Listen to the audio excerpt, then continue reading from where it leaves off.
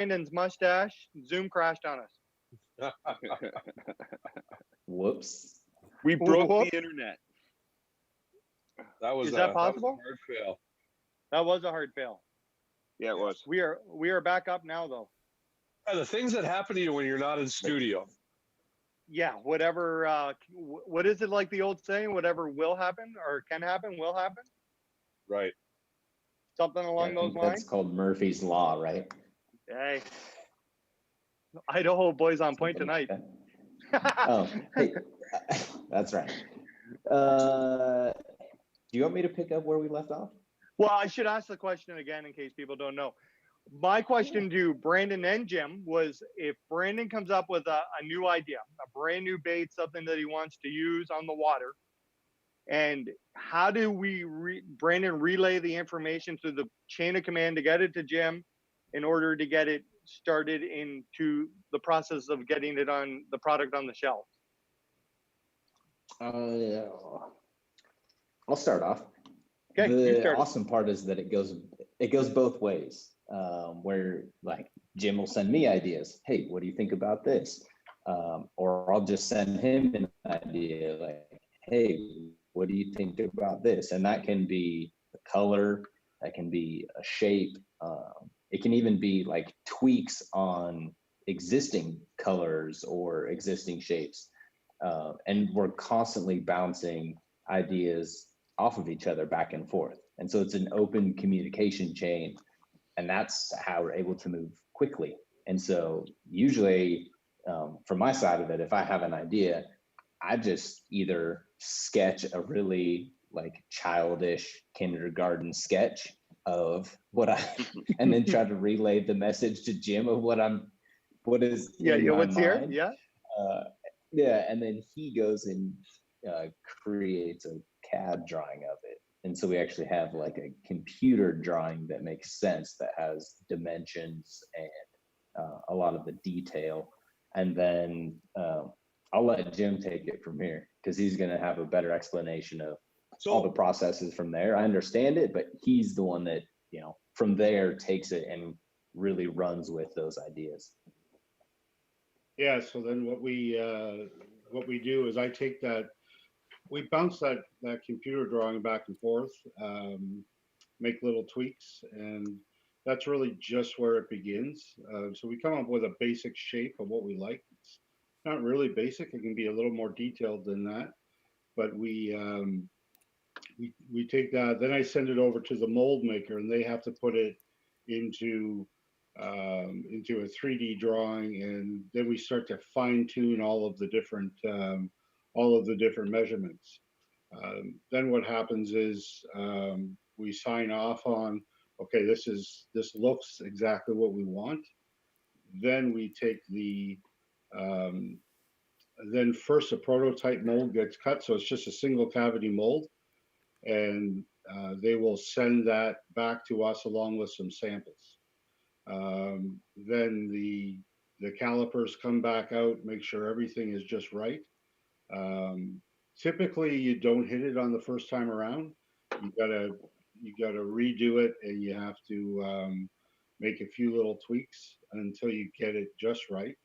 Sometimes it can take one or two different revisions until you get it, because a mold costs $7,000, $8,000, $10,000 until you're when it's ready to go. So you better make sure that it's just right. It's got to be good. Yeah. So that's kind of the process that happens. And so stuff that now this whole COVID thing has really thrown a loop into it as well. Just trying to get anything done has been difficult. But we have a new bait that we designed together that was already, we started back in January, and we still don't have that final mold done yet. Oh, wow. And then we have another one, which was a simpler design because it was an existing bait that we were just scaling down a little bit. That one's almost done. Can you give us an idea of what that kind of bait is? Is it a drop shot bait? Is it a, well, just, I'm not asking for the design, like just bait? Can you say like is it? It's a very, very versatile bait. Ooh. Ooh. So is this bait is something we're going to see at the new virtual ICAST this year? Yeah, Brandon and I was actually just talking about that today. We're hoping to get these two baits. So the brand new one and the other new one, but it belongs to a family. We're hoping we can get those done and ready to go for that July time of year. So it's quite a process. It's a long process because even once you get that mold in, then you're scheduling it to get into production. So you're doing all your colors, you're getting it into production, you're building stock, and then finally it can get released to the market. Everything's poured in Canada, Jim, or? Yeah, that's right. Oh, wow. I There didn't you know go. that. That's amazing. Yeah. So this is a very Canadian company. Yeah, very much. I got a That's question awesome. for you. I got a couple of questions for you, Jim, back to back here. How many SKUs did Xzone start with when you took over the company?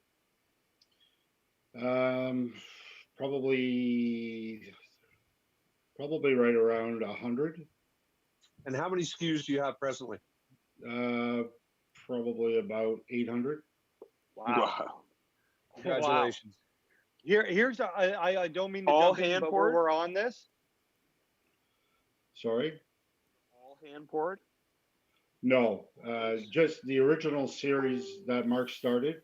Yeah. So we have a hand poured series, we have a pro series, and we have our crappie panfish series, and then our terminal tackle.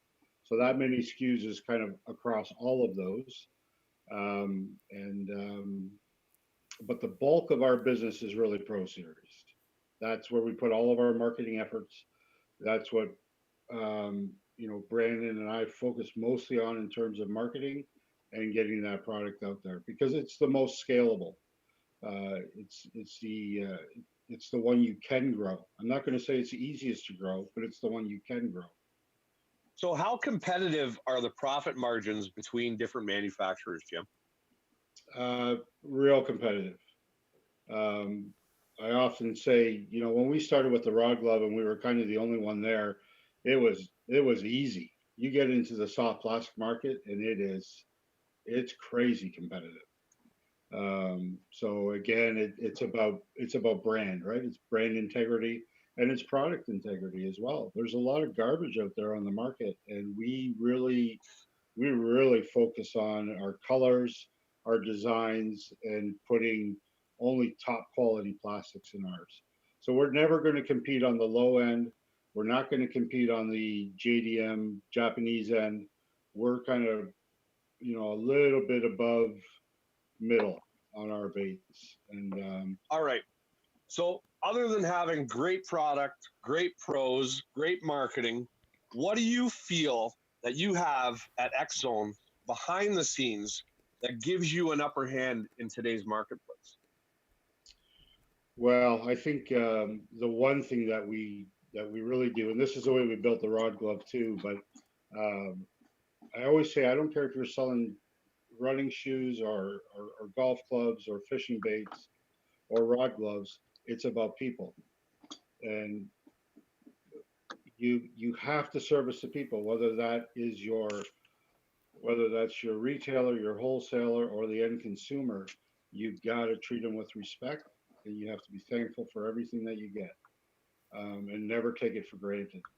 And that goes for our suppliers too, because I need my suppliers as much as I need my customers. And that's really the overarching philosophy of our business, is that we treat everybody well, and we just, so what if you got to stay up till 10, 11 o'clock at night answering emails? Just do it, right? Because without the people, you have nothing. Right. I think that was such a good question. Brandon, why don't you answer it on your side of things?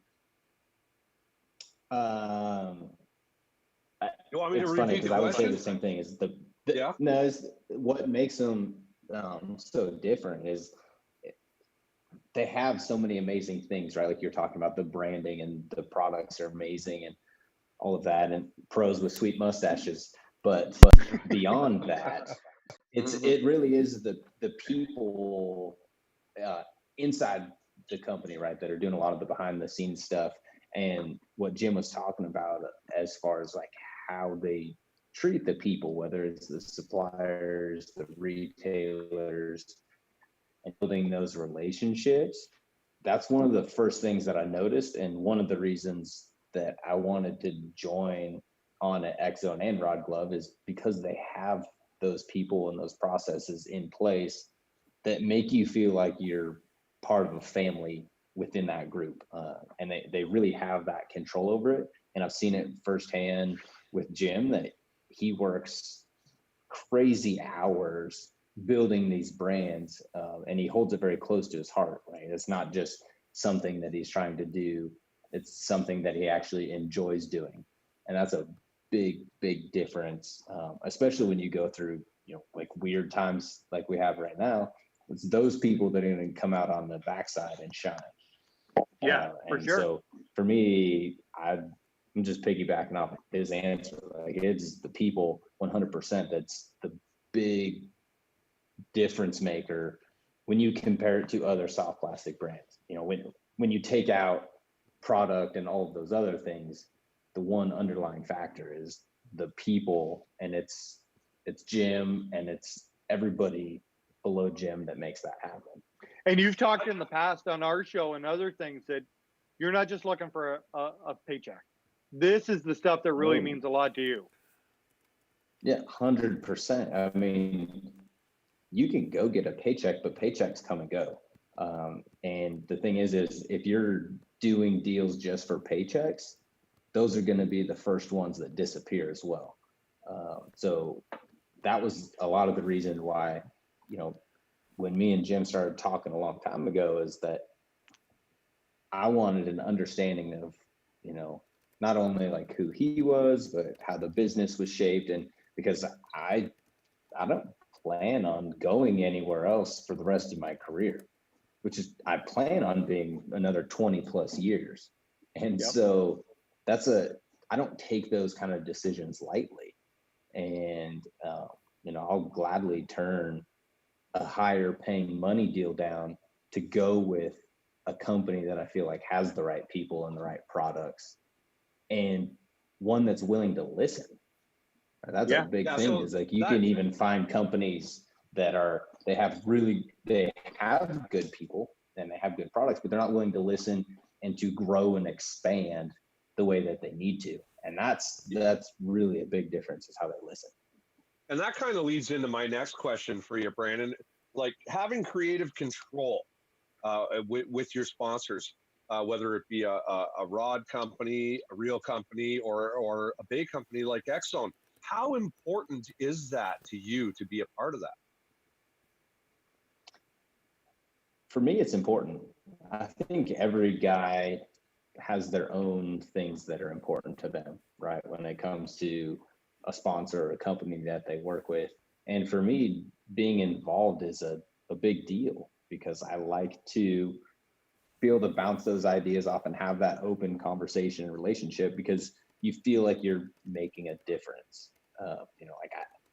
I want to try to provide more value in return than what I'm receiving. And one way to do that is to take the knowledge that we have from hours and, thousands and thousands of hours on the water, and try to take that knowledge and relay that to somebody.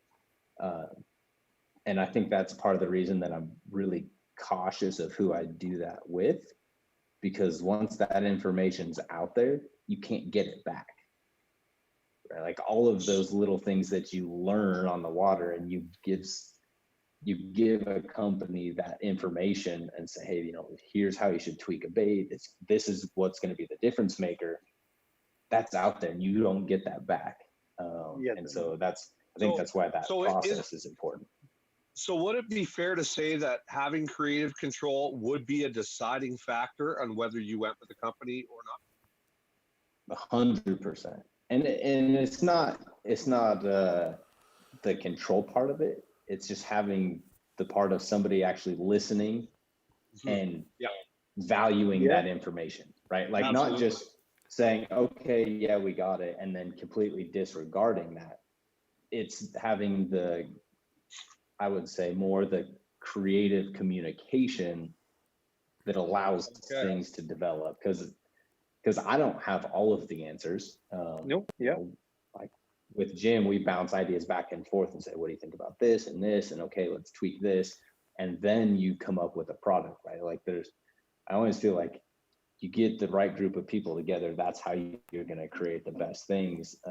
And I do that with Jim on Xzone. We do that, with the alpha angler rods and stuff that I throw and different things. Like you have these people, and then you guys do it with this show, right? Like you guys bounce ideas off of each other and you create things and you figure out how you can step it up from the competition. And so that goes for so many things.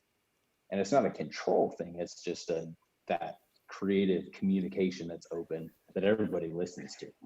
We just went through all this with a company that the three of us decided that we didn't want to pursue down the road because we didn't have anything. We would just get an email every 3 or 4 months. Stuff would show up in the mail, but we weren't part of this at all. And we all, like, we had a very lengthy discussion. And if we can't talk to somebody or bounce ideas or have feedback, it's not for us. It wasn't a very personable relationship. Yeah. Yep. Yeah. And when you don't have that, I don't know. And there's certain people that prefer to have their deals that way because they don't want to put out that effort or whatever it may be, right? They don't use that communication. But then there's certain people like us that really enjoy that part of it. To me, that's part of the fun of it. And it's like, for me, when you get to create something and then that becomes successful, like I've seen it with the Arashi glide bait, like watching people catch fish on that and send you pictures and be like, check this out, I caught it. And you put a lot of blood, sweat, and tears into something like that. It's really rewarding to see that. And so it's like that lives on through others people's success because, in a way, as cliche as it sounds, like you're putting a smile on somebody's face. Like you create this product, they go out to catch a giant bass on it, and they're pumped up and they're so excited. They're sending you pictures of that fish. And that's, to me, that's super rewarding to have that process from start to finish. And it's really hard to find these relationships. A big thing for me was we had you on in January with Tiff. After we had you on at the spring fishing show, Jim, you came over and spoke to me at the fishing show about having Brandon on. And I can't tell you how much I appreciated just a couple minutes of, the pat on the back and the thank you, how far that, and we don't have enough of this in our fishing industry. So I can tell because I've got to speak to you, Jim, on the phone quite a bit in the last couple of weeks setting this up. And I always talk to Brandon. Like I can totally see from an outside perspective why you two get along so well. Yeah, no, for sure. We really kind of hit the same stride on that. We're on the same page. It really is. We both agree that it's about people. There's more to it than just making money. And there's a lot of value to be had, right? There has to be something more meaningful in life than just making money. I love that quote. Sure. There's more to it than just making money. Because at the end of the day, there's the difference. At the end of the day, 100%. Like I've done a ton of shows and I never had an owner of a company come up and say, "Hey, thank you very much for doing this." Ever. Yeah, well, and, that goes a long way with people, and it goes a long way with it's really small things. Like Brandon answers everybody's messages. I've sent Brandon a ton of stupid text messages and he always answers them back, but you never forget small The stupidest, like probably. yeah. If you get one after 11 p.m., it's probably a dandy. But Jim, you know what's what I mean? Like little things like that go a long way, and people don't forget these little things. yeah. I've always wondered this, Jim. What's Xzone like this? What's the most popular cover ever for the slammer? Like, is there one that like outsells? Yeah, by far it's color 309. It has the blue belly and the uh, kind of green pumpkin top with a few different flakes in it, and it is by far the best seller. And it sells in almost every bait that we have. It sells. Really?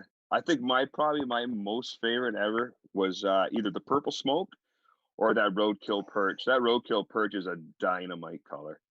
Is that still around, eh? Yeah, roadkill perch. I got to think whether or not we did do quite a few cuts in the hand pour side of things, and I'm not sure if it survived the latest cut. For us, I haven't seen them around. That's why I'm asking. Yeah. Yeah, for us, it's really our sales and our product selection has to be data driven, and every color has to earn its own keep, so to speak. Would you be against, Jim? Would you be against bringing back like a custom color limited run kind of sale? No, Ooh. no. No. No. No, it's not against it. Who's got the ideas? No, that's always a possibility. I mean, I have a pro staffer down in New York who was looking for a color that we discontinued, and luckily I found some in the back of the warehouse, and I was able to get him some. But we're always going to have those people who really love a certain color, and there may be another color that works just as well. But we all know what it's like. We get a color and we've caught something on it, we fish that thing for life, right? It's like fishing memories sometimes, but Well, yeah, if you think of that purple smoke is what Marley caught that 684 smallmouth on St. Francis when we won the FLW Canada Big Fish. Love that color. Love that color. My favorite slammer cover of all time is the Simcoe Craw. Okay. Yeah. Yeah. Yeah, that was it's a good one. I think we have it still in a couple of different shapes, but not a great seller. It sells really well regionally. Yeah. And so we have to we got to weed. Well, wait, that was another question that Sean and I had talked about today. With so many colors, are you guys selling them on demand to an area based on the color? Like Texas guys want this, or do you get what I'm saying? Or is there like a difference in the regions and who wants what color? Oh, absolutely. Yeah, no, absolutely. We have colors that that sell great. Brandon and I were actually talking about this as he went down to fish the St. John's, and one thing we didn't have in our deception worm was June bug. And it's the night before the tournament, and Brandon texts me and he says, "Jim, we need June bug in deception worm." Did you deliver? Yeah, no. Yeah, no. Not the night before. We found Jim's breaking point. No. So while we're talking about color, Jim, do you find that you get different? You get asked for different colors at different times of the year, like like late winter, early spring, you get more reds, right? And then as you go through the year, the colors change. The demand for colors change. Yeah, absolutely. So when you're, where the bass are on the beds a lot down in the States, a lot of guys want white cross, right? So you're going to get a run on white cross. Then on some of the other craws, as those craws are maturing throughout the year, and the craw, the actual forage itself is changing color, the demand on that color of craw will change with it. Oh, okay, so Brandon, now with Jim's knowledge of all of the different colors, right? People asking him for different colors through the year. Do you guys ever talk about like what's a hot color through the year and what he's getting people asking him for through the year? Do you guys ever share that kind of information? No, not really. I'm basic. I'm pretty basic when it comes to colors. I'll come up with some crazy color ideas, but like when I when it comes to fishing across the country, I'm really simple. And there are certain places that have specific colors that just work really well regionally. And a lot of it has to do with, either species, but a lot of it has to do with like a water clarity or the type of fishery that a body of water is. Like Jim mentioned, June bug. Like June bug is just a color that's, if you're going to throw soft plastic in Florida, you just pick June bug and you can get away with it most of the time. But really like I carry a couple variations of green pumpkin and black and blue. So I'll carry like our black and blue, purple shadow. I'll carry like I have 309 in every single shape that it's available in, because that works everywhere. That's the reason it sells so well, is because it works everywhere. But then like I'd throw a lot of just straight green pumpkin because it works. And so we don't talk about regionally. I've never even thought about people like wanting different things, because I'm so closed off on like what other people are doing and doc talk stuff, that I just want to go into it based off of like the knowledge that I have and having an open mind, not getting caught up in what everyone else is doing. Doc talk's dangerous. It's deadly. So, It'll kill you. Yeah, man. Oh, yeah, okay. That's bad business. Jim, I want to get into the pro staffing side of this deal. So how many different tiers do you have for pro staff? Well, we have really about 4 different tiers.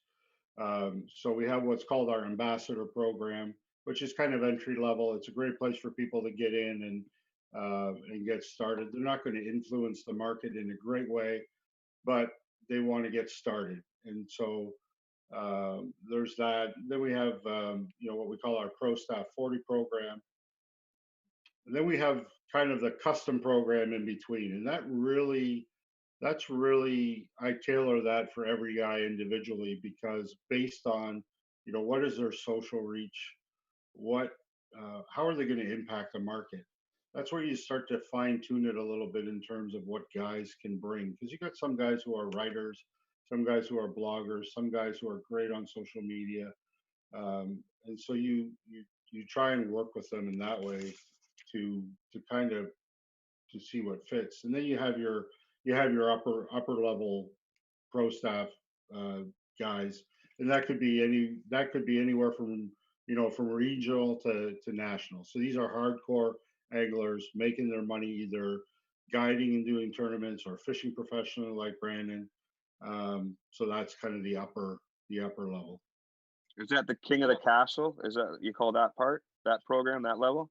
Yeah, that's right. Yeah, that's the Brandon Palunik king of the castle. The Brandon Palunik special. I've got a couple more questions when it comes to pro staffing here. When you're looking at a new angler that's applied to you for pro staffing, do you ever look into their past to see if they have any like dirty little secrets? If check out their social media, maybe they've been caught poaching, or make sure they're all on the up and up. Do you ever do any research into an angler's past? Yeah, definitely. There's only so much you can do. We get, between the two brands, we probably get right around 4,000 pro staff requests a year. Wow. So there's only so much you can do, right? But the first place I go to is Instagram, because it is the brand building platform. Then it's over to Facebook to have a look, and that's usually where it stops for me. And if everything looks great, then that's great. I mean, if I look at their profile and every other picture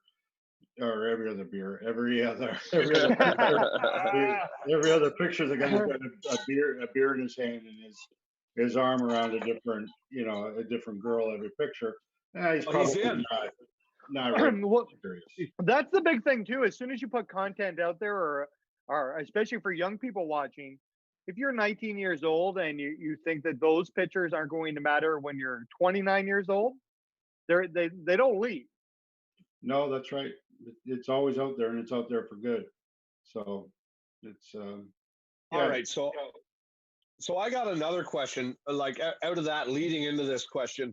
Over the last couple of weeks here in Ontario, our social media world was rocked by a post by Angelo Viola, and a lot of the comments on all the different social media platforms that I read, there was a lot of guys that were pro staffers, out there representing companies.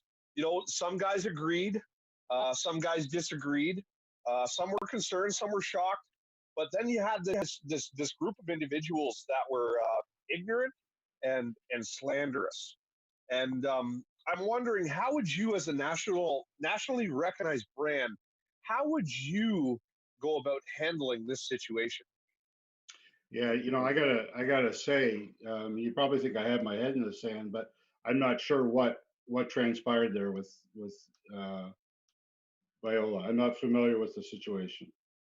Well, what happened? Angelo came out with, he was really concerned with all the coronavirus thing going on, and he came out with a post that said, in a hole, that we should close fishing. But in his post, he also painted pretty much anglers all with the same brush. He was super concerned that the season was still open, but he didn't make anglers look like stand-up citizens. Basically, we can put it at that. And he got a lot of blowback, a lot of negative feedback. And there was a lot of guys that are recognized in this industry. Some are pro staff, some guys have their own companies that really came out and had a lot to say. But for me, I'll be the first guy to admit I didn't agree with his post. I didn't like the way that I was represented as an angler through his eyes and through his words. It personally bothered me. It bothered me for a few days, and but for me, I didn't feel like I had to be slanderous toward him. I could totally understand where he was coming from. I understood why he felt the way he did, but the brush that he painted everybody with, I didn't appreciate. Now, a lot of guys came and totally unleashed on him publicly. So if that was one of your pro staff that come and unleashed, and there was a lot of guys that were just downright disrespectful, right? Stuff that wasn't called for, disrespectful. How would you deal with a pro staffer that was disrespectful? And you're talking about to somebody that's been in this industry for over 30 years, well respected, right? And to have an opinion on a situation like this, how would you deal with somebody like that? Yeah, it's tough to say, but I've had to deal with tough pro staff situations in the past, and I'm not. I've had to cut very few pro staffers in the past, and so it really depends on the situation. But if it was outright disrespectful and belligerent, we'd have to have a talk. And so then either a public apology needs to be made, or we need to go our separate ways. Because at the end of the day, I think all of these jumping into the fray and making these ridiculous comments from behind our keyboard is ridiculous to start with. I agree. And I just it's not called for, right? We're allowed to have differences of opinion. We're allowed to think differently about things. Especially when tensions are so high regarding regarding COVID. We all have our ideas. We all have our opinions. But at the end of the day, for goodness sake, respect each other. And if you can't, there's a line drawn.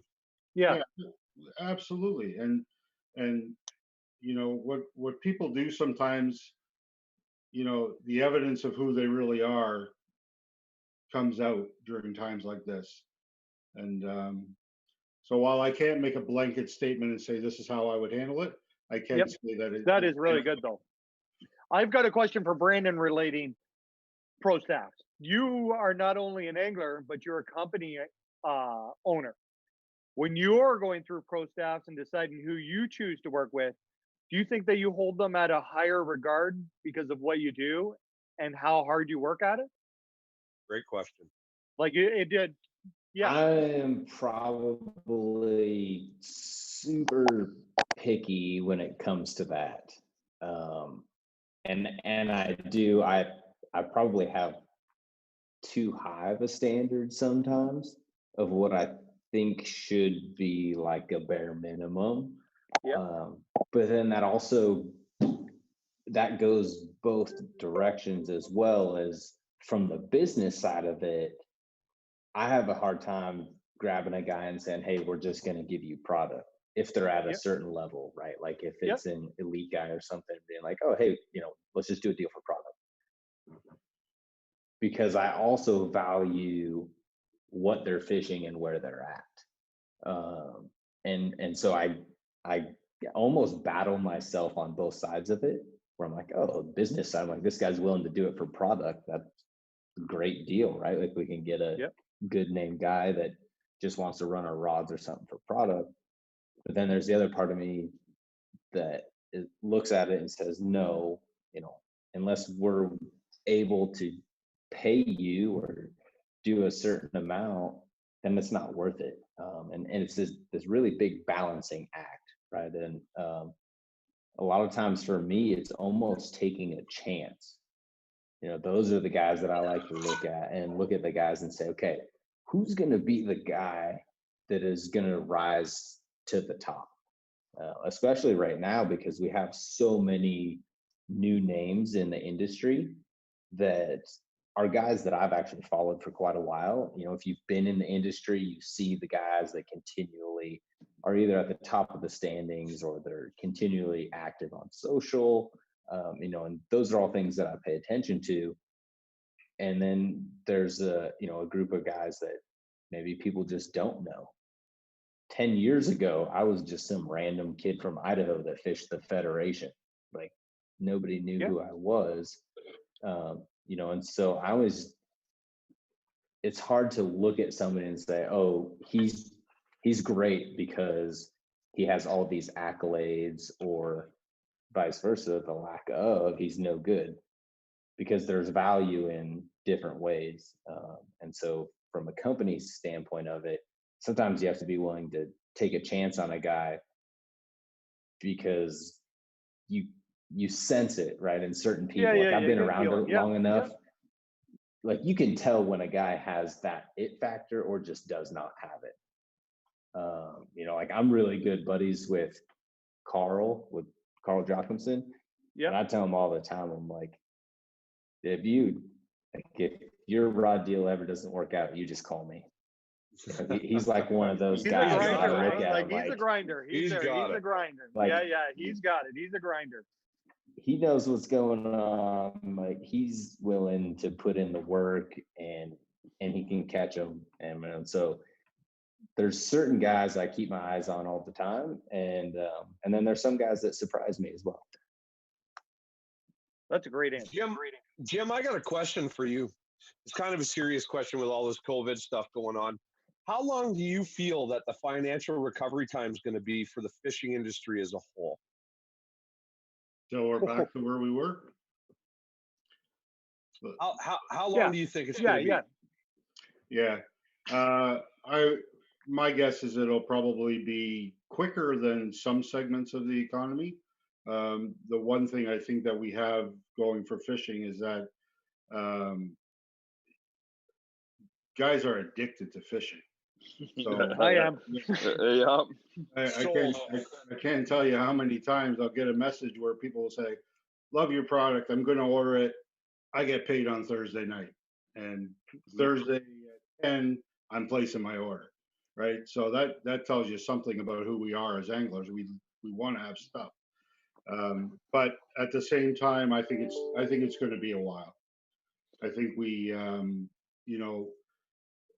I'll give you an example. It's not so much on the Xzone side, but on the Rod Glove side, where we have large exposure in big box stores in the States. Mm-hmm. So between Dick's, Sportsman's Warehouse, and Academy Sports, we have 750 retail locations selling Rod Glove, represented by those three chains. Well, you can sell a lot online, but it will never make up for people having the In-store. confidence to go back in and shop. And especially for a product like the Rod Glove, right? You might go in to buy a rod and then buy a Rod Glove, but not necessarily, go in just for a Rod Glove. So I think that recovery is going to take, it's going to take a while till we get back, and we're going to see changes. You know what really bothers me? That every rod I buy, it should come with a Rod Glove. I just feel that way.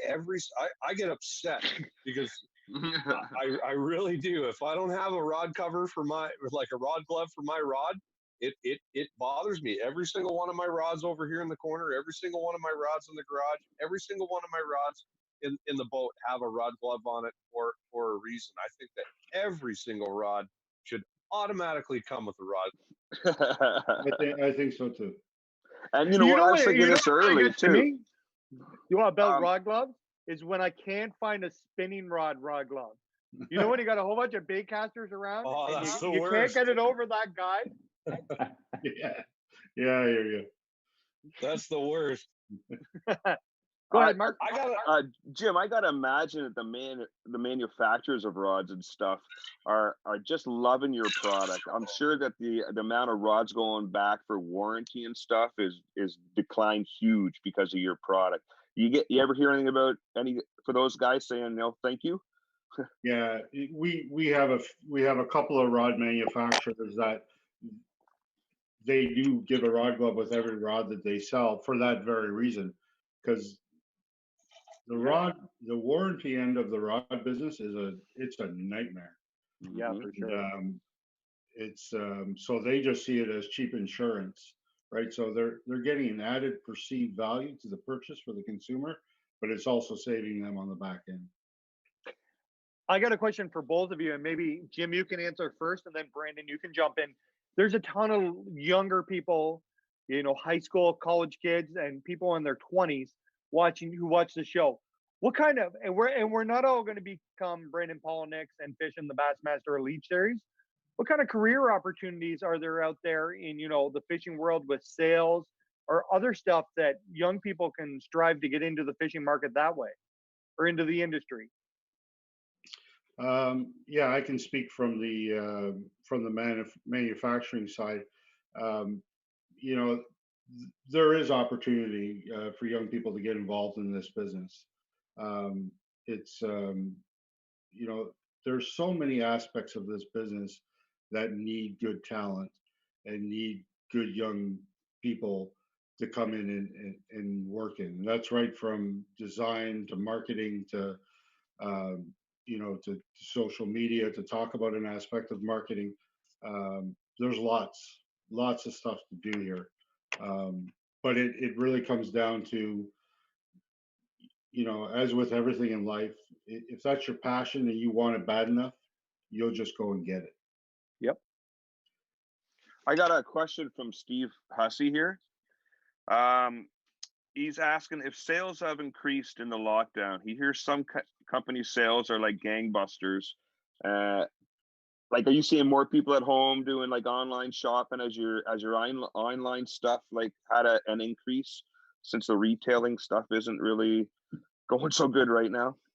Yeah. So our online business is definitely up, but the way we're set up with our online is we really we try and protect our retailers as much as possible. Without a retailer base, you have nothing in this industry. So I'm very careful not to be too aggressive on my online sales. That's why you'll never see me put a sale up on Instagram or Facebook or Very smart. because I don't want to undercut my retailers. You have to think long term, and you know the problem is that when you get into times like these, when times are tough, that's that's the worst time to make a knee-jerk reaction based on cash, because your retailers will remember that. Yeah, I have bills to pay, but on a long-term strategy, I can't be a short thinker and start giving away my product um, and bypassing my retailers just because they're down right now, right? I have brilliant. I have to weather the Yeah, storm that as is. much as they do. That's 100%. The small retailer is everything in the fishing market. John, Absolutely. should do you want to kind of throw our idea out there to Jim to see what he thinks? Which Since we're on idea was the that? small retailer, on the small Which- retail side, on the tour, Which idea was? Hey.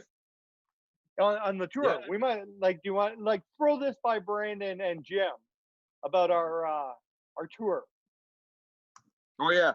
Well, yeah. Come On on, our this last, will be good. I said, yeah. what you talking about? Come on, Okay. you know what I'm talking yeah, about. no, the Yeah. FearFishing tackle tour. We actually had an idea come out live on our last show last week, and we got a lot of positive feedback on it.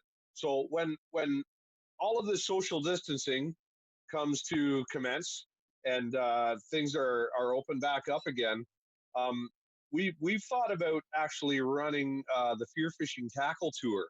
And what it is, we're going to sell tickets to get on a bus. You know, it may be one bus, two bus, three bus. You know, we packed a whole bunch of people in a place last year in a couple hours, did a whole bunch of sales. So if we can fill a couple of buses and take a bunch of people around to maybe 3, 4, maybe 5 different local smaller tackle shops throughout a day. Also have the experience with us as we travel in between each tackle shop through the day. You know, we'll be running games and raffles and doing giveaways. We've actually get out of here. Sorry. We've I'm guessing that wasn't the dog. I got a super hot girlfriend. She decided to come in the room. Oh, thank you, sweetheart. That's nice. So anyway, you all get messed with during a show now and then. That was mine. But anyway, we thought about this tackle tour and selling tickets to this tackle tour, and maybe to try to do our part at FearFishing to try to bring a little bit of sales back, because we're super focused on growing the sport and helping out retailers and just making everything work as a whole. How would you guys feel about a tackle tour? Would you buy a ticket to come on our tackle tour and spend the day with us? Maybe autograph a jersey. Maybe, so we could give it away on our tackle tour. Get out of here. Thanks for the idea. I'll let Brandon What go do you first. think? I'll let Brandon go first. I think it's awesome. I mean, that's a phenomenal idea, and I know that like that's a completely different type of retailer that would really appreciate that kind of stuff. My only question is, are you guys going to do it like only in your area, or are you going to bring this national or international, I guess, also in Canada? Well, we've got lots of options. We've got a ton of contacts. Are you going to buy a bus, Ian, and I just think- drive a bus around? We I may think we have to yeah. work on it regionally first, because everybody would have to hook up. We're looking at people meeting in a parking lot of a restaurant, so we can go back and have dinner with everybody after, right? And most of the time, we really keep our ideas secret. But this is something like we can't go to Idaho and do a bus tour. I can't go to California. So we're kind of hoping that we're going to do it Exactly. here. Why not? We're hoping that maybe other people catch on to this idea, and in different regions, then maybe they do a tackle tour in their area. It just won't be as big and as good as ours. But we're willing to go. We're having the Super Bowl of tackle tours. You know what you do, guys. But you'll fly. You know what you do to really help out the retailers, because they're hurting. Yeah, Absolutely. To get them back on their feet, leverage some relationships with guys like me, manufacturers. So you say, hey, listen, we're going to go on this tackle tour. We're going to go visit 5 tackle shops. Every one of those tackle shops is going to have specials that are supported by the manufacturers. So we don't want to dip into the margins of the retailers, because they're the guys who need the help. right. Yeah. Absolutely. But we do want to compel people to come on the tackle tour, So there's nothing like savings to compel them, and let's let the manufacturers step up and support it. Jim, Not we've got a only- couple of yeah. pages. We've Oh, got a don't couple worry. of pages of notes already. I think we could really benefit from a mind like yours in a business sense. We'd love to give you a call, maybe sometime through the week and talk more about you, and maybe get a little feedback, maybe a little direction. Brandon, any ideas you got, we'd love them as well, because we really want this to work for our local retailers, maybe for different regions here, and maybe, hey, other guys, like Ian said, could catch on to this, and we could do it, nationally. We need to boost this, and the small retailer, the big box stores are going to make it through this. It's the mom and pop fishing store who need the boost right away. Mm-hmm. Yeah, no, absolutely. But we've You can also almost call looked at this a soft open. This was a soft open for Jim. Like, no, don't worry, we talked about you, Jim. But we've also looked at through this. We've also looked at bringing smaller companies that aren't available in retailers yet, and to maybe sponsor the in between location spot on the trip. Maybe we can give like masturbators. We can give some masturbators stuff away. We can help pump their brand. Really, this whole thing is to try and help all the different brands in fishing, everybody we can. Yeah, because at the end of the day, we all make money, and I don't care if you're a retailer, a wholesaler, or a manufacturer. We all make money when product moves, and anything that we can do to get that product moving again is a good thing, right? Yeah, Well, that's absolutely.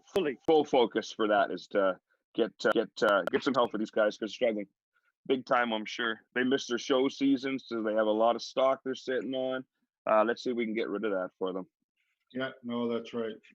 Yeah, Did you guys have any? Well, Brandon, did you have any shows that were local around you that got canceled due to this all COVID? Like last time we seen you, we were all at Bassmaster Classic, right? Yeah. And then right after that, it was like shut it down. Normally, I don't have any local shows. Like pretty much all of my shows that I have scheduled are like January to March. And then we're so deep into the season that there aren't really any boat shows or anything like that. I had a couple like media type deals that got canceled, but not a lot of local stuff here that got canceled. I mean, this is the first time I've been home in 10 years in April fishing. So this is, not normal. There's usually not a lot of show stuff that goes on here. Usually in the summer, when the weather starts to pick up, they'll start doing some more like local event type deals. So did you get your shop all set up and your office all set up? It's a work in progress. I have a really hard time staying off the water. So it's been, like 4 or 5 days of fishing, a day of work on the shop, a few more days of fishing, day of work on the shop. So it's making progress. It's better than it was, but I haven't been able to just like sit down and do it because fishing is just way too good here right now. The best. Did you hang up your flag, the custom flag you had? Did you hang it up? It is still not hung up. I'm still trying to decide where I'm gonna put it. I don't know where I'm gonna put it. You were telling me today, Sean. What about Brandon had to carry up the stairs? Yeah, well, I watched your video there, and I was looking, and you got that set of stairs in your shop that go up to a small landing and then hang a hard right into your office. Have you taken any furniture into your office yet? No. But if I have an issue, I'll just tear the railing down. Yeah, that's what Ian and I were talking about today. I was like, wow. I said, I don't know if he's going to get stuff in through that door. He might have to take that railing off. Yeah, if I have to, I will. But so far, it hasn't been an issue. And you can swing over the railing and then go in. So it's not too bad. You've got enough room because there's nothing but like 35 foot of shop in front of that railing.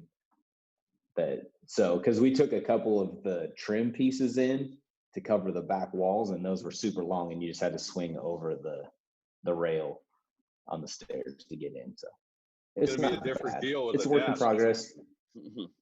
Yeah, the office is pretty much done, other than me moving stuff into it. Jim, When do you think? I got Oh, go ahead, Sean. okay, Jim, I got a question for you, getting kind of back to this pro staff thing. Jim, do you feel that companies across the board are going to lessen the amount of pro staff they have on this year due to the COVID-19 crisis? Yeah, I think so. On the lower end of things, probably not.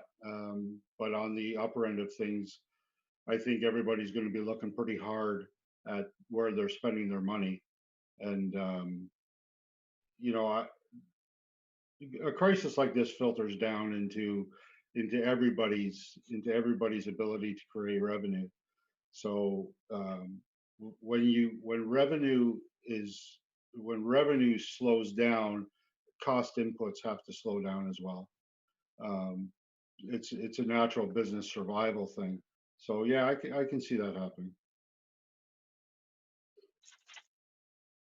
I don't know about you, but if it's between a bag of milk and a Rod Glove, I'm gonna get the Rod Glove.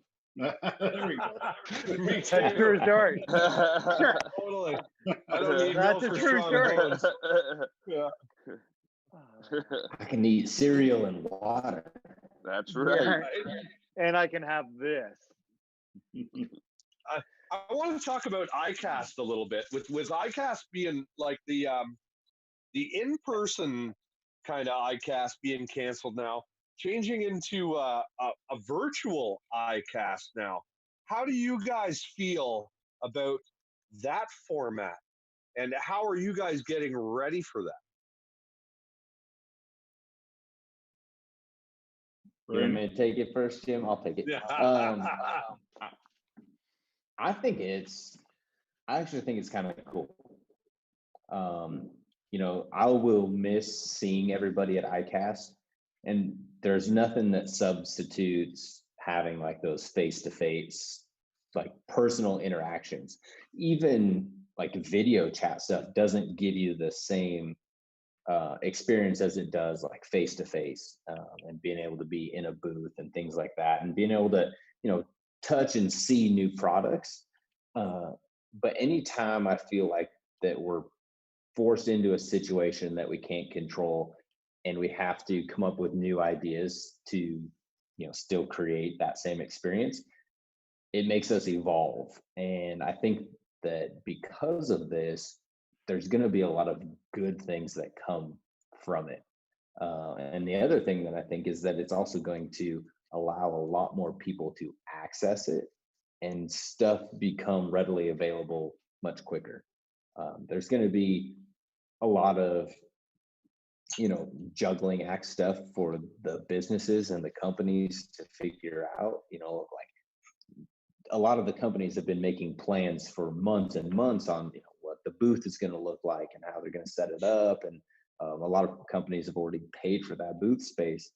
So then you have to go back to the drawing board and say, okay, how do we still give a similar experience, but do it virtually? And, and how do you separate yourself from everybody else? And, me and Jim just kind of vaguely talked about ICAST a little bit earlier this morning. And it's something that will just take time to work through that process to figure out what exactly is going to happen. Because I don't even know, I haven't heard what that ICAST is going to look like yet, what the virtual ICAST is going to look like. I know it's happening, but I just don't know all the parts and pieces to it. So is every individual, like each company, like are sending a video in to do this ICAST and or put it on one platform, or are they? I have no idea. Know any details like that? Like how are they? I have nothing. Really, eh? So really, you guys think that ICAST this year is going to be maybe a hurdle to jump getting prepared for it?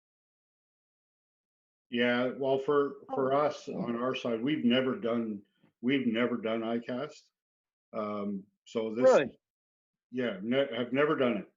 We built this business without, other than the Toronto's boat and fishing show.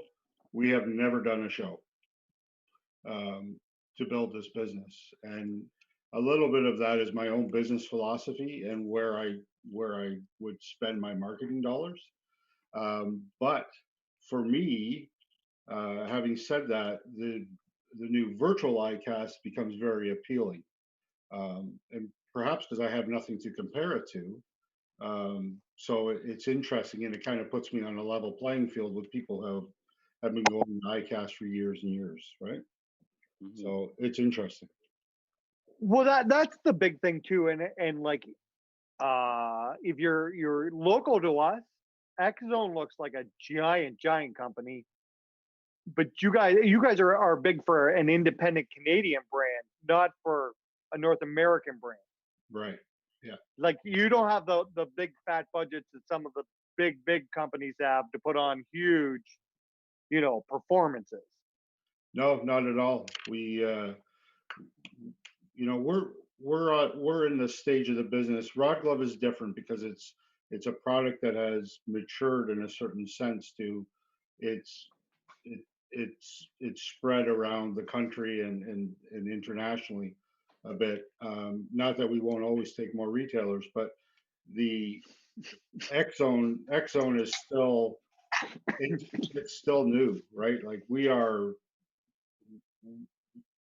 produce in a week or in a year what Yamamoto might produce in a year or Yeah, and yeah, in a week. You know what I mean? So yeah, we're a little speck out there. We're growing fast, but with fast growth comes higher inventory costs, higher accounts receivable, and there's only so fast you can go and still be responsible in business before you get way too far out ahead of yourself and the whole thing crashes. So that is very Absolutely. true. Yeah, that's very true. So you are going to be a part of the virtual ICAST this year, is that correct? we're talking about it right now. So commitment hasn't been made, but it did get a lot more intriguing for us. So, but we talked about earlier that you guys might have some new baits coming out that you may release on this new platform, right? Correct. Yep. I'm not going to lie, I'm kind of looking forward to that. Yeah. So it's going to be open to Looking the forward. public for everybody to watch now. Is that correct? Instead of just like I don't industry know. guys, like, is it going to be? I'm not sure how they're going to run it, to tell you the truth. I would think not. I think they're probably going to maintain the integrity of the show and make it an industry show only. So to be able to log in to see it, you're going to need to have credentials of either being media or a retailer or a wholesaler. There's got to be some way that they're going to safeguard that. But I wonder if this year they may allow some fan input and fan voting Ooh, for favorite new products, most Yeah. look forward to. Yeah, and that's quite That'd possible. be awesome. A We're gonna paid send per an view email. program. Paid per view. Yeah, there we go. oh my Right? God, the ideas in FearFishing are like money here. I'll tell you, I would probably pay a $25 entry fee to walk through a virtual reality whole set of iCast. I'm telling you that right now, straight up. And I'll go over to Sean's and watch it with him because I'm cheap.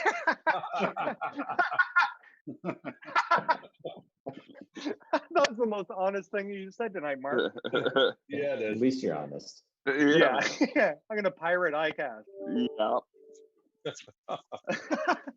That's amazing. Well, maybe this levels the playing field, like Jim said, like from the big brands to the smaller brands, and everybody can get a little, awareness out there. I think the virtual tour, we're like, I've even heard up here in Canada that people were throwing the ideas out of a virtual show. So maybe that's the future, because up here in Canada anyway, the attendance of some shows is going down and down. because more people are finding stuff out online instead of being there.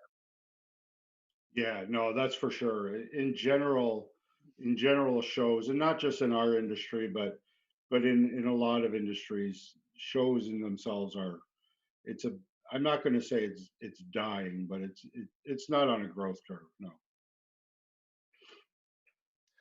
Well, gentlemen, I want to thank you so much for for joining us tonight. It was super awesome to get two-sided opinion here on all our questions. Yeah. Before we let you go, we're going to need a final thought out of each of you. Some words of wisdom. Just go with it. About anything. Anything. About Anything you want. anything. Okay. In the whole world, Brandon. I'll go ahead and Anything. take it. So for me, and I know you guys are like not trying to get on the whole COVID thing in this show, but I'm gonna bring it up just for a little bit on my ending thoughts. There is a lot of positivity that comes out of the situations that everybody's in. And I know that everybody's in a different situation.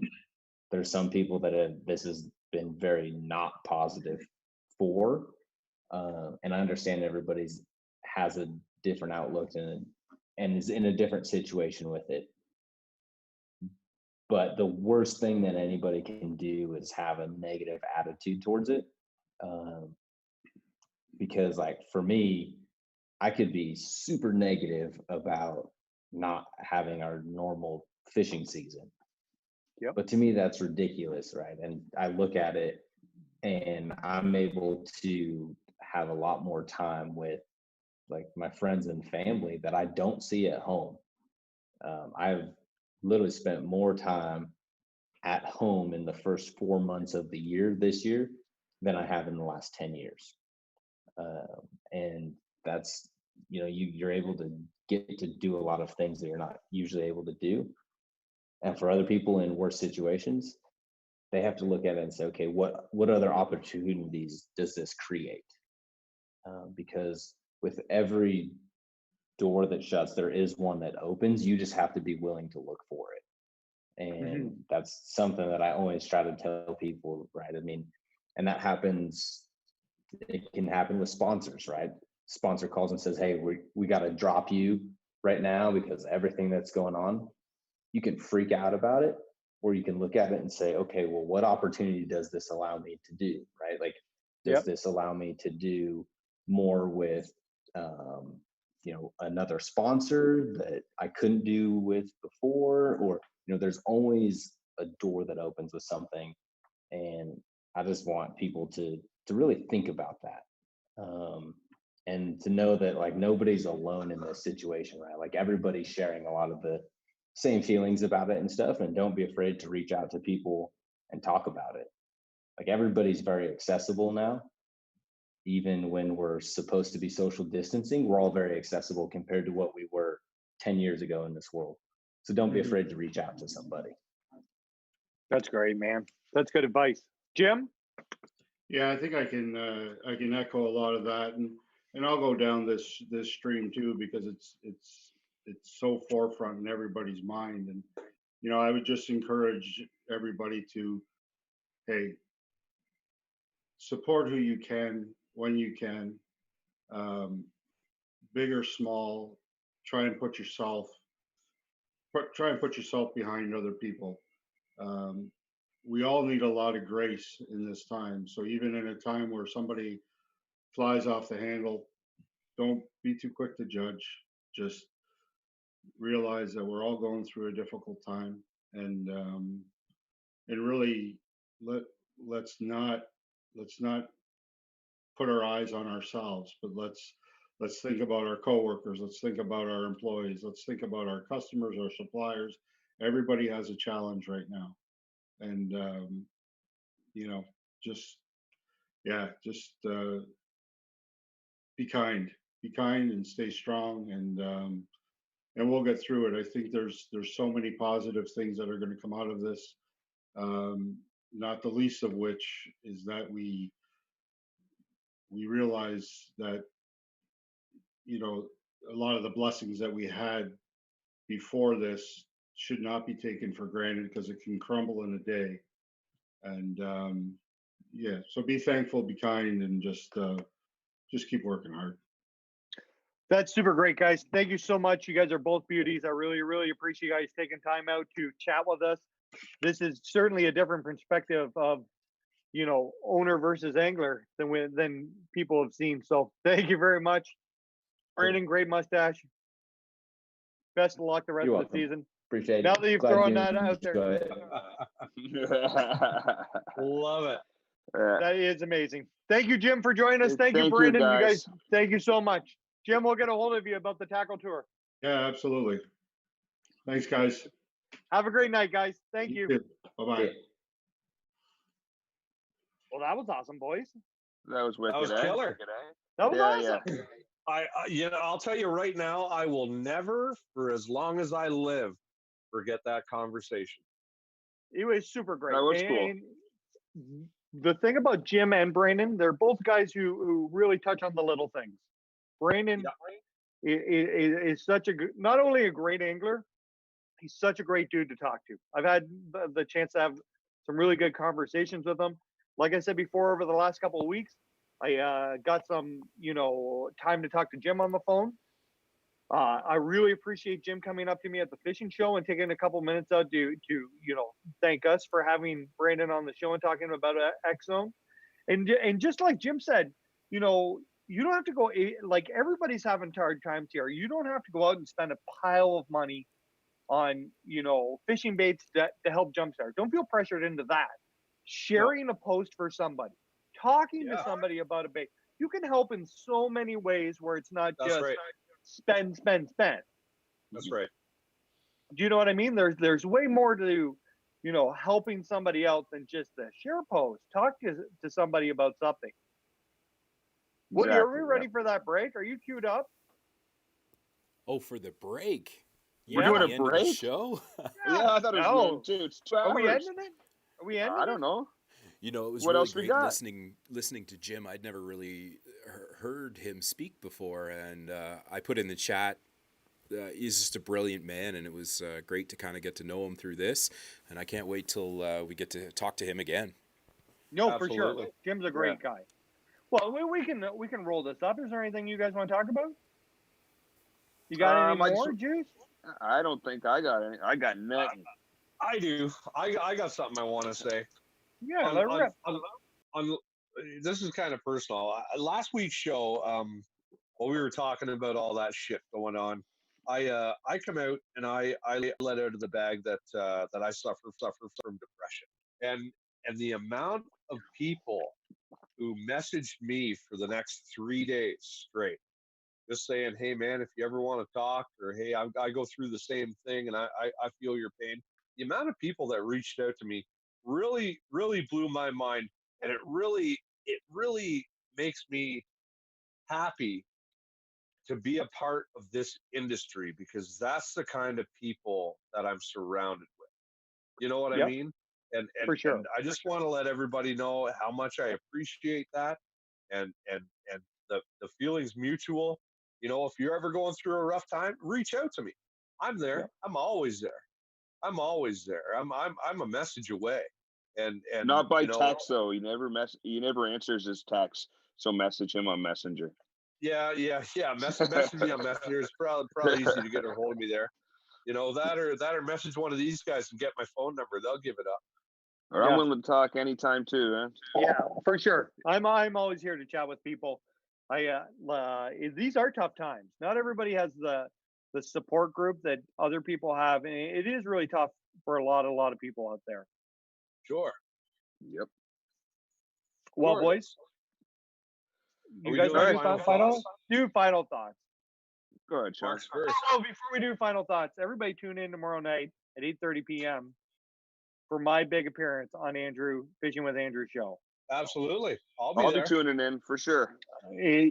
I'm going to make sure that no questions are asked from you two monkeys, but everybody else free to ask questions, and I'll be happy to answer them. I don't remember the last time I did somebody's Q&A for somebody, so I'm really excited about tomorrow night, and hopefully I'm going to get a bunch of questions to answer. Perfect. We might as well start with Woody for the final thought, because his is going to be way better than ours. He's always got amazing final thought. Where'd he go anyway? Woody. Yeah, he disappeared again. We got to see if there he is. There he is. You know what? I've been talking to my son a lot because we're home so much. Some of you may know this is the first time I've ever been on the ground this long. Usually I'm flying off somewhere. Yep. But you know, he's working at things. He's getting better at Mario Kart. He's getting better at casting. And I just keep telling him, don't stop until you're proud. And That's Oh, good. that's great. you just keep working on That that. is really good. That's a great final thought. Mark, Sean, which one? I'll go, sure. You know, I just wanted, thumbs up to everybody that went out angling this past weekend and, did it correctly with their social distance and stuff. That goes a huge way with our seasons about to open up, hopefully in the near future for other species. So good job to all. And thank goodness for turkey hunting, or I'd be going nuts right now. That's it. I got it. That's it. All right, so mine is, I really want to go back and touch on what Jim Van Ryn said, because what he said there kind of struck a chord to me. One part where he said, "You're not in this by yourself, so don't forget to think about others." Mm-hmm. Right, and that's a big part of it. In my final thought, don't forget to think about all the other people that are going through all their own crazy stuff all around you, and remember, we're all in this together. My final thought for the night is more of a challenge for everybody out there. We all, as we get older and older, we miss out on friends from the past. Over the last few weeks, I've been messaging people that I hadn't talked to since high school or college or in my 20s. Everybody, from now till the next show, reach out to somebody you haven't talked to in a long time. A friend that you used to go fishing with, a family member that maybe you had a fight with 10 years ago. And this would be a great time to get over something petty in these times like this. So get out there, talk to somebody from your past and reconnect for the second time. Have a conversation, find out how they're doing. And if they're not a fisherman, talk them into going fishing when this is all over with you. I want to thank everybody for tuning in. I want to thank BP and Jim Van Ryn for taking time out of their busy schedules to make time to chat with us. I hope you guys got all kinds of insight into the fishing industry and how it works from angler to owner to fresh product on the water. We're good? You guys happy? We're good. Yeah, man. Enjoyed Golden. yourself? Perfect. Yeah. Woody, you're all right? Cheers. We will see you next week with something probably as awesome as this. Have a good night, everybody. Good night. Oh, good night.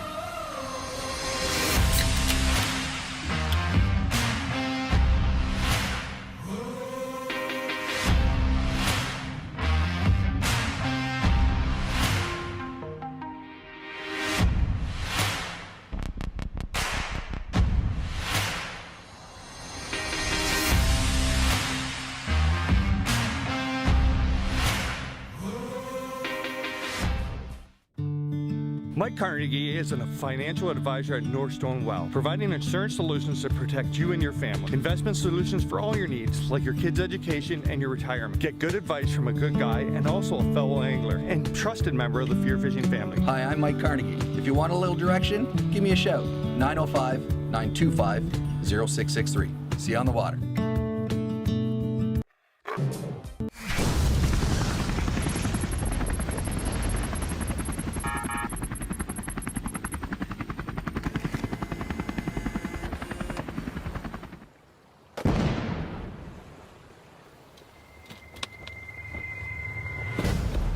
How did the Jack Lynx people find me? Look at this. Look at all the Jack Lynx. Just arrived on the water, loaded up for the rest of summer. Cases and cases of Jack Lynx beef jerky. I think we're ready for a little fall fishing. Nothing better than jerky and fishing.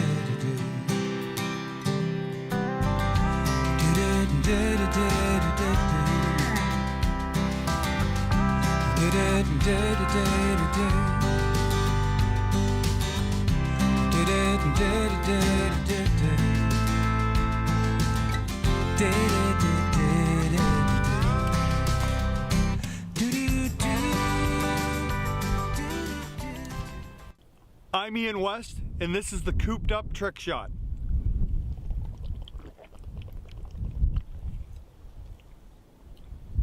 I call this the longest cast. Keep going! Keep going! Keep going!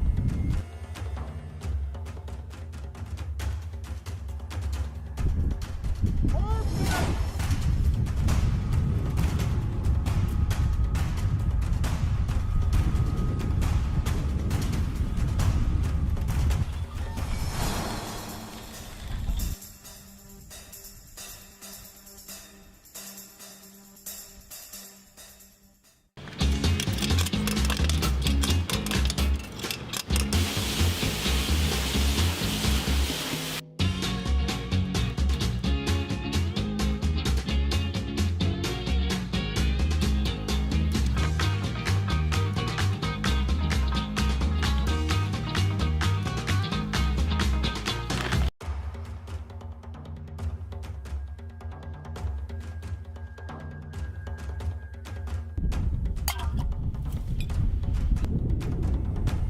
Yeah!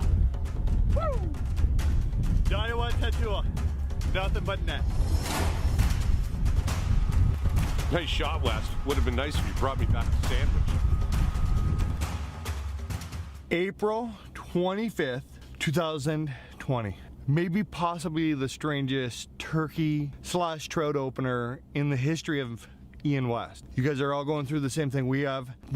This is the first time I'm ever not going trout fishing on opening day because of COVID-19 and the social distancing rules. It is 3:30 in the morning. We're headed to the deer camp, and I don't even know where to get in here. I don't even know how to jump back into doing vlogs. It's been so long. I've basically been in the house with Amber and the kids since returning from Alabama. We got home, and almost right away it was kind of stay home, stay home, stay home, stay home, stay home. Well, we didn't really have anywhere to go. We certainly didn't have anything to film. Today is the first opening that we can participate in. We have the deer camp is where we're headed to go turkey hunting. We don't have any places to go trout fishing, so we're going to go turkey hunting, and you're coming with us. Hopefully by the end of this we kind of turkey hunt and work our way up to why we're here, not trout fishing, turkey hunting with a bow, and stay tuned. There'll be a lot of explaining to do.